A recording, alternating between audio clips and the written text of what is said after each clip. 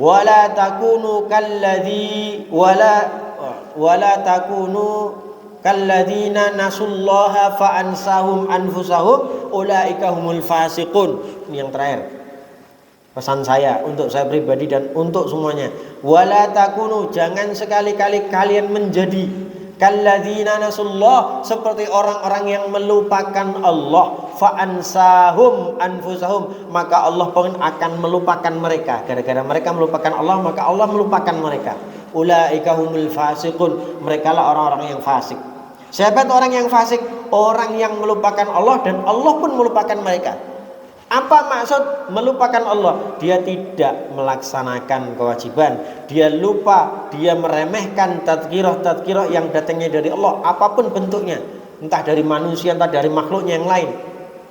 Tapi itu adalah tadzkirah dari Allah. Setelah dia melupakan itu semua, Allah ganti akan melupakan dia. Bagaimana cara Allah melupakan dia? Allah akan hilangkan masa keinginan baginya untuk bertobat. Ketika Allah sudah melupakan dia, artinya Allah membuat dia tidak bisa bertobat. Allah membuat dia tidak bisa merasakan nikmatnya salat. Hati-hati. Kalau Allah sudah melupakan dia, kalau Allah sudah melupakan hambanya, kalau Allah sudah merupakan seseorang yang melupakan Allah, maka orang tersebut tidak bisa menikmati ibadah yang Allah tetapkan. Ora iso salat, Pak. Jangankan sholat, dengerin azan, nyebudek nih. Dengerin azan sudah terdengar, dia tutup telinga itu dengan bantalnya. Dia tutup telinga itu dengan kebencian-kebencian yang keluar dari mulutnya. Ini azan opo to iki, ngopo to iki, rame wae, dan lain sebagainya.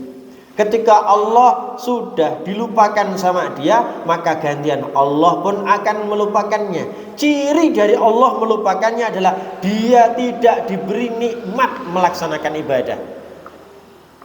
Yang lebih jauh dari itu, dia tidak bisa beribadah. Yang lebih dari itu, dia memusuhi ibadah yang Allah tetapkan. Yang lebih dari itu, dia memerangi orang-orang yang beribadah kepada Allah. Na'udzubillahi min dzalik. Ulaika humul fasiqun. Merekalah orang-orang yang fasik.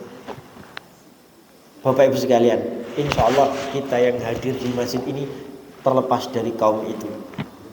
Kenapa? Kita mau sholat, kita mau zakat, ya ada azan kita seneng. Bahkan mohon maaf, desa ini untuk dirikan masjid ini nyengkuyung bareng.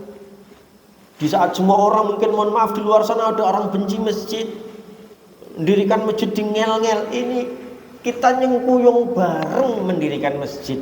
Ini tanda Anda dicintai Allah, gitu loh.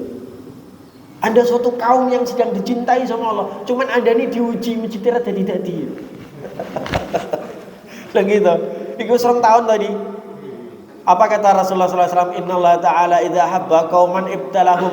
Allah itu kalau cinta sama suatu kaum, Allah itu kalau cinta sama suatu desa, desa itu akan diuji duite entek. Nah, ya ora masalah. Ya Allah, aku terima ujiannya, tapi tolong ya Allah sabarkan aku, sabarkan kami, sabarkan desa kami dalam menghadapi ujian ini. Itu aja. Saestu, hadis itu sahih. Yang diriwayatkan oleh Imam Bukhari dan Imam Muslim. Allah kalau cinta satu kaum, kaum itu akan diuji. Kekurangan harta, kekurangan nyawa, ya tak? Diuji semuanya dengan penyakit dan lain sebagainya. Insya Allah beberapa waktu depan masjid ini jadi. Insya Allah. Tinggal kita udune piro Pak ya. Saya udah sekian. Saya kira itu Bapak Ibu sekalian. Insya Allah dengan mengetahui tanda-tanda kebencian Allah kepada seseorang di dunia, kita bisa menjauhi itu semua. Insya Allah dengan cara mengetahui Allah cinta sama kita di dunia, kita jadi semakin cinta kepada Allah, menjadi semakin cinta dengan sholat, menjadi semakin cinta dengan amalan soleh. Saya kira ini, mohon maaf atas segala hilaf yang saya lakukan. Semoga kita mendapatkan ampunan yang luas dari Allah Subhanahu wa taala. Semoga kita juga bisa berkumpul, bertemu lagi di waktu-waktu yang lain. Dan saya sarankan Siapapun kita, kalau sedang bertemu di suatu tempat, ada pengajian, mari bersalaman. Idza qala li sahibihi assalamu alaikum. Ketika ada seseorang yang berkata assalamualaikum kepada orang lain, thumma al-musafahah, kemudian orang itu melakukan jabat tangan, illa ghafarallahu lahuma, kecuali pasti Allah akan memberikan ampunan kepada keduanya. Biasakan Pak, saling berjabat tangan, biasakan saling bersalam kemudian berjabat tangan. Saat itu juga Allah berikan ampunan kepada kita. Subhanakallahumma bihamdika asyhadu an la ilaha illa anta astaghfiruka wa atubu ilaik. Assalamualaikum warahmatullahi wabarakatuh.